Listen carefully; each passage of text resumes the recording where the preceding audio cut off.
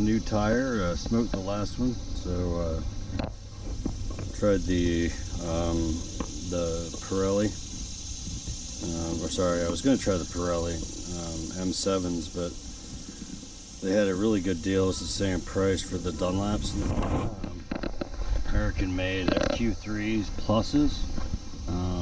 They're 160/60, which is a strange size, the R7 team anyways. Sport backs, and heard good things about them. Got a little bit on them yesterday, but still, you can see still have some of the nubs here. And yeah, I'll put that brand new on there, so it's looking pretty good. And, we'll see how she goes.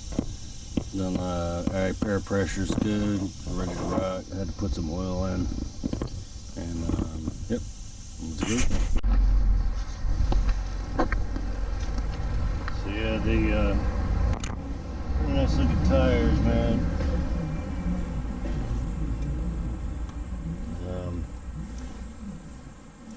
Yeah, and that nice deep grooves in there. And I have this Yoshi pipe, sounding good. So, got a little bit on there, but not much.